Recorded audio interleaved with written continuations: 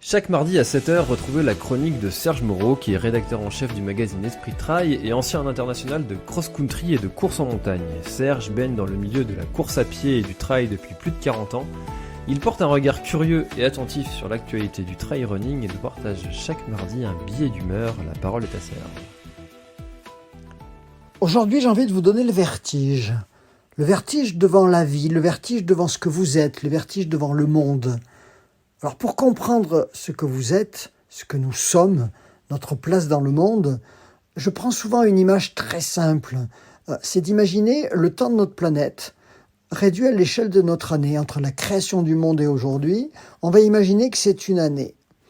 Le Big Bang, ce qui crée l'univers, on va dire que c'est le 1er janvier. Eh bien pour ce Big Bang, le 1er janvier, la vie, c'est-à-dire le fonctionnement de ces cellules, apparaît le 25 décembre. L'homme, l'homo sapiens, l'homme savant, il pousse ses premiers cris le 31 décembre à 22h. Rendez-vous compte, l'univers est créé le 1er janvier, l'homme apparaît le 31 décembre à 22h. Et lui, Jésus, celui qui crée notre culture occidentale peu ou prou, il arrive dans la crèche ce même dernier jour de l'année, le 31 décembre, mais à 23h59. Entre l'an 0 de la naissance de Jésus et 2021, c'est la dernière minute de cette année que constitue la création du monde. Alors finalement, le temps de l'homme, vous le voyez, c'est une poussière dans l'histoire. Alors, on peut avoir le vertige devant cette immensité du temps, cette longueur du temps, cette longueur du temps. Il faut apprécier de vivre tout simplement et se rendre compte de ce qu'est notre vie, le fugace de notre vie. Il y a une formule de Sylvain Tesson qui dit finalement tout ça. Vous voyez qui c'est Sylvain Tesson, ce funambule acharné entre cime et plume et qui raconte sa saga partout sur les ondes.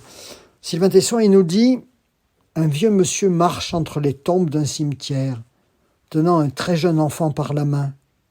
L'un s'achemine vers le néant, l'autre en vient.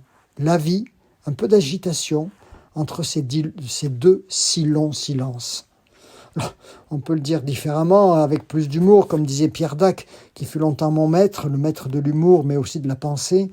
L'éternité, c'est toujours long, surtout sur la fin. Bref, rendez-vous compte, nous faisons un très bref passage sur cette terre, et la seule solution finalement, pour ne pas avoir le vertige devant cette brièveté de l'instant, de cette conscience qui nous est offerte à être aujourd'hui au monde, c'est de suivre Baudelaire. Baudelaire, ce poète de l'ivresse. Alors justement, écoutons Baudelaire. Il faut toujours être ivre. Tout est là, c'est l'unique question. Pour ne pas sentir l'horrible fardeau du temps qui brise vos épaules et vous penche vers la terre, il faut vous enivrer sans trêve. Mais de quoi ? De vin, de poésie ou de vertu ? À votre guise, mais enivrez-vous. Alors vous et moi, on a choisi la course à pied, on a choisi le trail, on a choisi la course éperdue sur les sentiers, pour l'harmonie fugace qu'elle nous donne entre le tout et le rien, pour ce sentiment d'être pleinement vivant dans l'instant où l'on court. Continuez pour ne pas avoir le vertige. Cet épisode est maintenant terminé, merci de l'avoir écouté jusqu'au bout, et si vous êtes encore là, c'est sûrement qu'il vous a plu, alors n'hésitez pas à le faire savoir autour de vous, c'est la meilleure façon de faire connaître le podcast L'Instinct Outdoor. Parlez-en, partagez les épisodes, merci beaucoup pour votre fidélité, et à très bientôt dans un prochain épisode.